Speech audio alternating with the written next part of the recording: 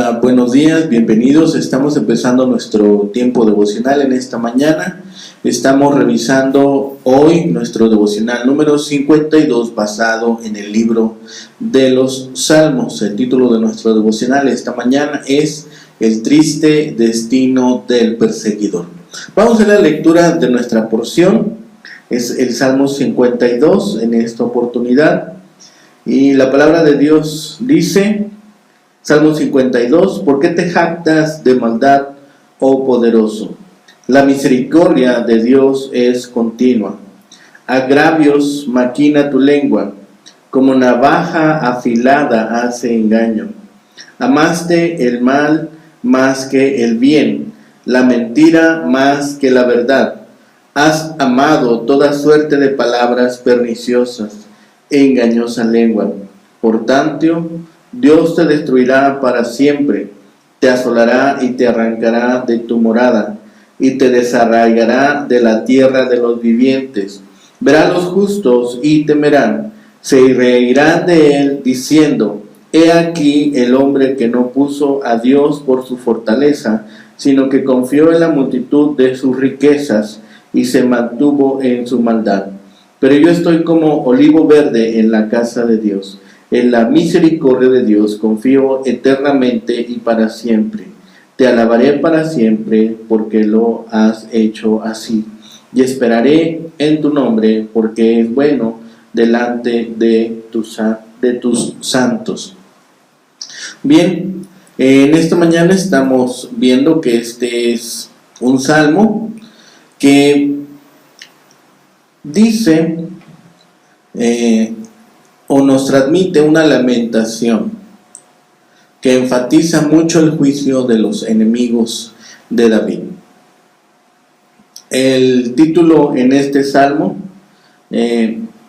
nos explica el incidente en la vida de David que le impulsó a escribirlo. Doeg dice: masquil de David, cuando vino Doeg edomita y dio cuenta a Saúl diciéndole: David ha venido a casa de Ahimelech. ¿Sí? Doeg, un oficial de Saúl, había espiado a David cuando fue donde Ahimelech, el sacerdote de Nob, por provisiones y orientación. El informe de Doeg enojó tanto a Saúl que destruyó la familia sacerdotal de Nob. Este incidente debió haber descorazonado a David. Sus actos habían causado la muerte de otros y sus enemigos estaban decididos a destruirlo. Por eso es que en este salmo se presenta una pregunta de por qué la jactancia de la maldad. ¿Sí? Y además habla de un Dios que va a destruir al malo. Y este salmo empieza con enseñanzas por el título. Un masquil era una forma didáctica de enseñanza. El título del salmo indica la ocasión de su origen, como hemos dicho, y la clasificación de este salmo lo podemos hacer porque el salmista denuncia con firmeza y valor la prepotencia y arrogancia de las personas poderosas que no se inhiben ni dudan en utilizar la calumnia, el poder y la mentira para lograr sus objetivos. Después, el salmista pasa a anunciar el castigo que recibirán tales personas, que es el contraste con la paz, el gozo y la prosperidad que disfrutará el salmista por causa de su confianza en Dios. El tema del salmo es la identificación de las fuerzas vitales que sostienen la vida con propósito. De un lado, se presentan las mentiras y las riquezas que sostienen las actividades de las personas poderosas y prominentes. Y por el otro lado, la misericordia divina que produce gente íntegra, noble y justa. Es este salmo que nos presenta el conflicto básico entre los dos estilos de vida y los valores de las personas prepotentes, injustas y arrogantes. en contraposición con las personas humildes, sencillas y justas. La crisis, pues, se produce en la reacción de las personas poderosas a los anhelos de justicia y reclamos necesarios de bienestar de la comunidad. Ante las peticiones de justicia de los humildes, los poderosos reaccionan con jactancia, reaccionan con engaños, mentiras, humillaciones e incluso maldad. Como respuesta a las personas justas, los arrogantes actúan con calumnias, fraudes, corrupción, agresiones físicas y agresiones verbales. La injusticia y la impunidad le permiten a esas personas injustas acumular riquezas y utilizar el poder económico, social, religioso y político para mantener en cautiverio a los humildes. El autor del Salmo es posiblemente alguno de los profetas que resistieron a permanecer callado ante las injusticias de las personas poderosas y prepotentes, y presenta su caso ante las autoridades del pueblo. En el caso de este profeta, hace sus acusaciones y dicta la sentencia, pues fundamenta su caso en la importante tradición bíblica que afirma el valor de los humildes y celebra las intervenciones históricas de Dios para la implantación de la justicia. Este salmo nos habla de esta acusación profética. Vemos en los primeros 4 versículos: ¿por qué te jactas de maldad, oh poderoso? La misericordia de Dios es continua. Agravios maquina tu lengua, como navaja afilada hace engaño. Amaste el mal más que el bien, la mentira más que la verdad. Has amado toda suerte de palabras perniciosas, engañosa lengua. ¿Sí? Estamos observando aquí cómo es que se comportan estos hombres y la acusación que hace aquí el salmista. El salmista se presenta como si fuera un profeta, articula con valentía las graves acusaciones, porque hay jactancia, hay mentiras, engaños, maldad y perversión en los hombres. El caso se fundamenta en las actitudes hostiles y prepotentes de las personas malvadas que no solo se glorían en sus acciones perversas, han optado por la mentira en vez de la verdad. Han decidido actuar con injusticia en vez de vivir de acuerdo con la honradez y la rectitud. Sus palabras son perversas y su lengua es engañosa. La imagen de la espada afilada subraya el tema de la lengua engañosa y las palabras calumniosas, que también se presenta en otros salmos y en el Nuevo Testamento. El poeta pone claramente de manifiesto los valores que sustentan a este tipo de personas, en contraposición con la gente humilde que recibe el golpe de esas acciones opresoras e injustas. Los reproches que se presentan con autoridad en este poema también se articulan en otros salmos. Es en este contexto que el salmista se dirige literalmente a una persona específica en singular, aunque su mensaje tiene repercusiones comunitarias e incluso nacionales. El poeta critica seriamente a las personas que fundamentan sus decisiones en la vida, en el poder que poseen y en la humillación de los débiles. La fuerza profética del Salmo se incrementa al reconocer que el mensaje del poema no está dirigido únicamente a alguna persona en particular, sino a todo el pueblo, que debe rechazar este tipo de estilo de vida arrogante, hostil, agresivo, violento, mentiroso y engañoso. ¿Sí? Por eso el título que le da es poderoso. Y en este contexto es posiblemente un sarcasmo que prepara el camino para la sentencia final. Dios te destruirá para siempre, les dice en el versículo 5. La palabra hebrea puede referirse a un guerrero para destacar su poder y fuerza aunque en este contexto su significado está más cerca de una persona con poder político y económico, de acuerdo a las actitudes y acciones que ejecutan estos hombres. La imagen alude a la gente que ha puesto sus esperanzas en el producto de sus esfuerzos y dedicación. Es en rechazo abierto a la misericordia divina que han obtenido estas ganancias. Y dice el salmista, la misericordia de Dios es continua, y nos habla de esta misericordia que Dios manifiesta, y parte de esa misericordia también se traduce en juicio. De los versículos 5 al 7 dice: por tanto te destruirá para siempre, te asolará y te arrancará de tu morada y te desarraigará de la tierra y de los vivientes. Verán los justos y temerán, se reirán de él diciendo: he aquí el hombre que no puso a Dios por su fortaleza, sino que confió en la multitud de sus riquezas y se mantuvo en su maldad. ¿Sí? Es en esta sección que el Salmo presenta la sentencia inapelable del poeta y articula aquí el corazón del mensaje profético.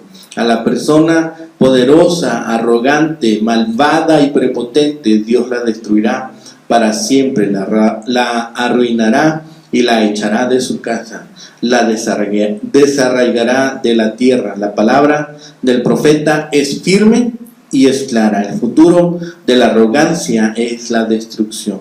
El porvenir de la prepotencia es el desarraigo, y el mañana de la maldad es la ruina eterna. La destrucción es total y definitiva e incluye casa y campo, que presentan los entornos básicos de las personas, su hogar y su centro de trabajo. Es en esta enseñanza del salmista que vemos el eco del mensaje fundamental de Jeremías, cuya profecía consistía en arrancar y destruir y arruinar y derribar. El salmista sigue de esta forma el modelo de los mensajes proféticos que comienzan con la presentación de las denuncias para posteriormente seguir con el anuncio del juicio. La reacción de las personas justas a las intervenciones divinas es de júbilo y felicidad. Dejaron la cobardía y decidieron reclamar sus derechos. La destrucción de los poderosos y lo que ellos representan es fuente de esperanza y liberación de los humildes, que interpretan esa caída como el resultado de la intervención divina. El fundamento de la caída de las personas poderosas, según el Salmo, es el rechazo de Dios como fortaleza, proyección, protección y apoyo. Es la actitud soberbia que les impide a confiar en sus propias fuerzas y riquezas y mantenerse en sus maldades. Es esta soberbia que les llama solamente a confiar en lo que ellos tienen, no de lo que proviene de Dios. Al final, el versículo 8 y 9 dice: pero yo estoy como olivo verde en la casa de Dios, en la misericordia de Dios confío eternamente y para siempre. Te alabaré para siempre porque lo has hecho así, y esperaré en tu nombre porque es bueno delante de tus santos. ¿Sí? Entonces, estemos nosotros conociendo por medio de este salmo que el profeta da su testimonio, el salmista expone su experiencia y agradece a Dios su intervención, habla elocuentemente de la bondad y la misericordia divinas, alaba al Señor por lo que ha hecho y espera en el nombre de Dios, porque éste siempre interviene positivamente para responder positivamente a las necesidades de su pueblo. La imagen de este olivo verde del cual habla en el versículo 8 es un símbolo de esplendor, vitalidad y prosperidad. Y en este contexto el salmista se ve a sí mismo con sentido de futuro y felicidad, y fundamentado esto en las intervenciones divinas que harán justicia y le ubicarán en un lugar prominente. La base de la esperanza del poeta es pues la misericordia divina, en la cual confía eternamente y para siempre, que es una frase que refiere al compromiso y seguridad que ha depositado en Dios. El Salmo se contrapone a la jactancia y altivez de las personas poderosas, con la humildad y el compromiso de la gente humilde y santa, que en este caso se compara al olivo verde. ¿Sí? Se confrontan también aquí la idea de firmeza y estabilidad de la casa de Dios con las ruinas y la destrucción de la casa del poderoso, que confían en riquezas y se fortalecen con mentiras y engaños. Al hacer esta lectura en este caso, podemos ver que el Dios del pacto y la alianza sostiene a la gente humilde y rechaza a las personas soberbias. El Señor del Salmo no cede ante los avances del mal, ni pacta con los hombres y mujeres que presentan maldad. Es el Dios que sostiene a las personas que luchan por la implantación de la justicia y quien ayuda a aquellos que trabajan para el establecimiento de la paz. El Salmo también hace una evocación a las intervenciones divinas que propiciaron la liberación de Israel del imperio egipcio. En este contexto podemos hablar ahora de Jesús de Nazaret, que articula su mensaje de denuncias a las injusticias y de rechazo a quienes se benefician de esos sistemas. En ocasiones, sus mensajes contra tales personas ricas que confían solamente en sus riquezas es de manera fuerte, pues sus saberes fiscales pueden ocultar las injusticias que generan las decisiones y las instituciones humanas que operan bajo estos principios. Es por eso el contraste entre en este salmo, un contraste entre el pecador y el santo, pues se establece un contraste entre el impío y el justo.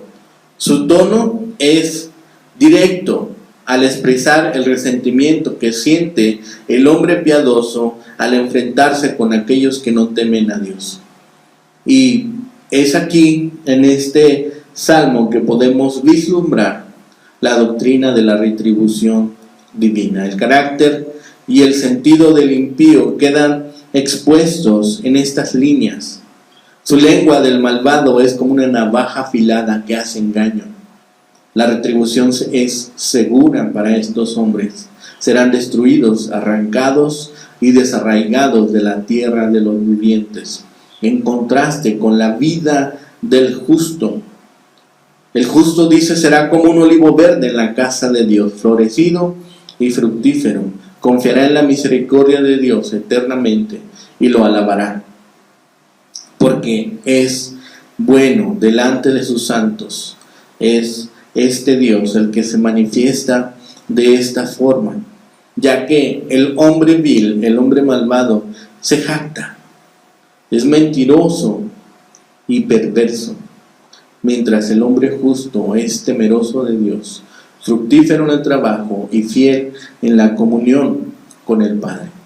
Por eso podemos nosotros pensar que la justicia divina y la humana están de acuerdo sobre el destino que el salmista predice para aquellos malvados y todos los que confían solamente en sus propias fuerzas. Dios les derribará y les aplastará en la tierra, cual edificio se derrumba y es reducido a escombros. El Altísimo le arrebatará sus propiedades y les desarraigará completamente de la tierra.